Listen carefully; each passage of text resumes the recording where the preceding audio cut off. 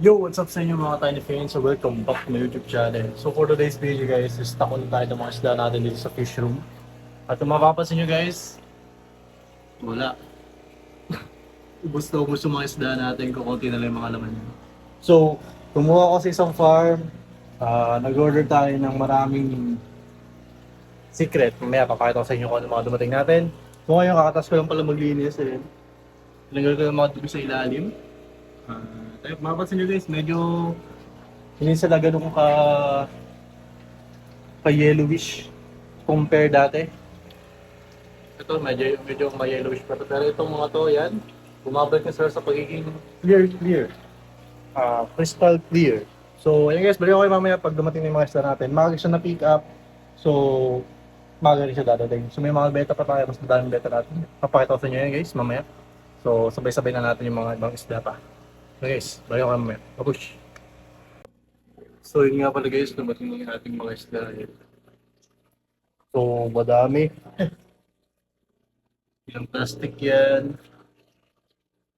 Sampung sako yan guys. So, tara guys, mag-unpack na tayo ng mga isda natin.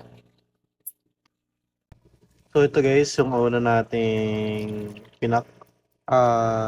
binuksan ay itong mga koi. So, 10 pieces lang naman itong mga to. So, ilagay natin sila sa kanilang mga lagayan. Ito naman guys ang ating sumunod. Itong mga fancy goldfish natin na medyo semi-breeder. Ganda ng size. Diba?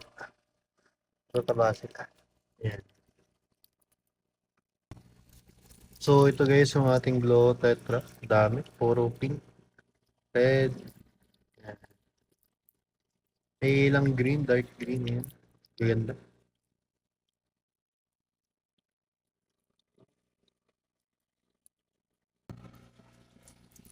So ito guys, meron tayo ditong yellow na mollies and goldas. Ayan na natin ito. So ito naman guys, mga black angel fish. Na short fins. Maganda. Solid.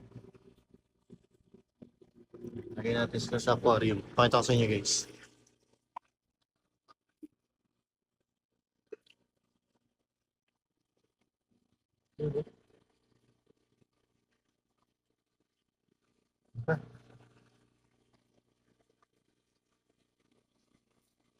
Ang gaganda nila. Meron tayong 1, 2, 3, 4, 5, 6, 7, 8, 9, 10, 11, 12, 13, 14, 15, 16, 17, 18, 19. 19 lang. So yun, dapat 20 yan, pero 19 lang meron tayo.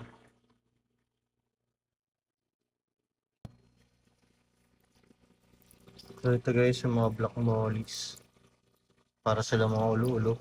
Or kaya tawagin na tadpoles.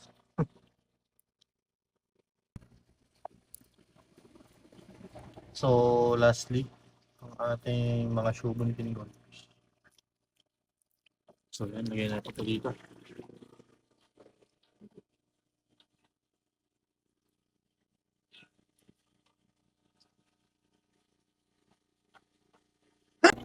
So yun guys, nalagay na natin sila sa kanilang mga lagayan. Ano? So ngayon, hintayin na natin sila makarecover. Ayan. Hintayin natin. Daming cash mollies ngayon. Grabe.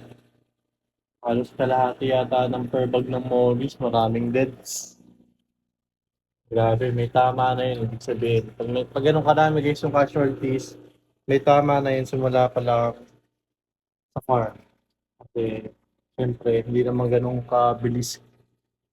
Hindi naman ganun kabilis, hindi ganun kadami ang casualties kada travel. Hindi naman ganun. Sobra na yun. So, may problema talaga yung isla. So guys, babalik ako kayo bukas. Mamaya pa lang, mamaya umaga para bigyan kayo ng update. So, hintayin natin sila makarecover. Papahinga lang tayo. Tapos, papahinga din yung mga isla natin. Tapos, babalik ako kayo guys. So guys, tapos. Yo, good morning sa inyo mga ka-Tiny Fins. So, kagising ko lang. Medyo tinanghali na tayo guys kasi nga, oras tayo natapos kagabi. Mga 3 o'clock tayo natapos kagabi at nagising tayo ng almost 10 o'clock na. Almost 9 na pala. So, good news! Okay yung mga isla natin, naka-recover sila. So, ang ginawa kong strategy, pinatay ko lahat ng ilaw para fully recover, matulog lang isla natin. Take note guys, ang isla natin natutulog din yan. Baka akala nyo hindi siya natutulog.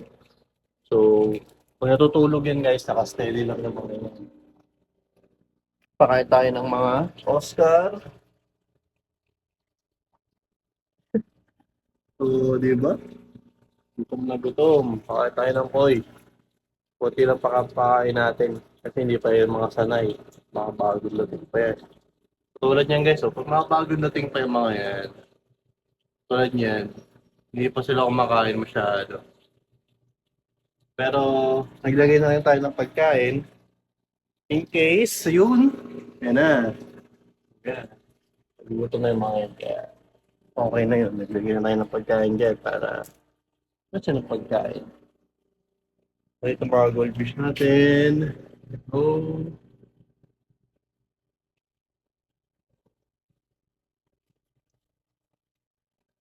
So, ayun. Pagpakain naman tayo dito ng mga Glow Tetra. Baba camera ko guys para makita nyo.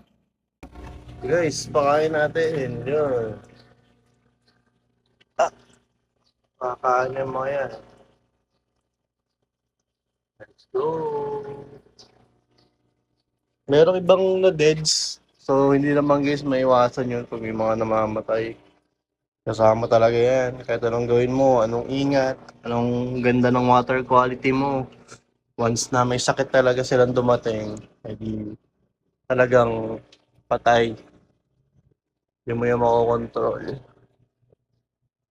Pero syempre, malilesen mo guys.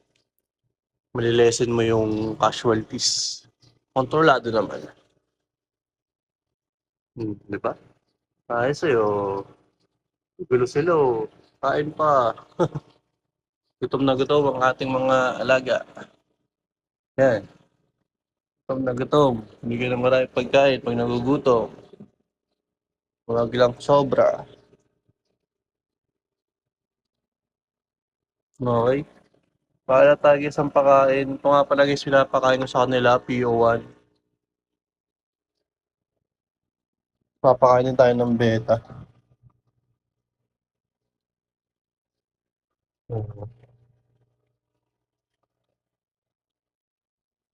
Pakain tayo, pakain.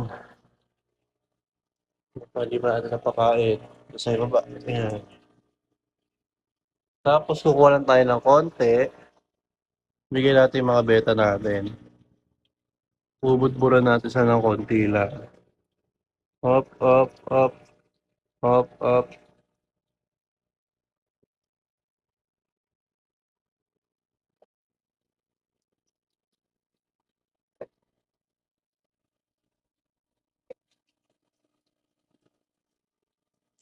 So, ganyan lang ako magpakain guys.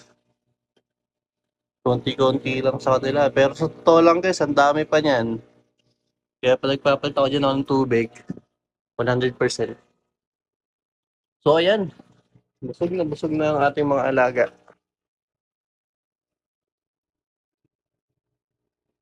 So ayun lang guys, magtatapos ng video na to. At dun nga pala guys, nakakuha na tayo ng motor natin. Pakita ko sa inyo guys. Yan. Aerox ulit guys ang nakuha natin. Si Roxy. Roxy, pangatlong Roxy na natin yan. So yun guys, for sale din yan. Ang gulo ko no. Yan pala, ganun tayo, buy and sell tayo. So, pag gusto niya yan, abs, keyless, may Alden stop system, gumagana yung BBA, gumagana yung ABS. So, goods na goods.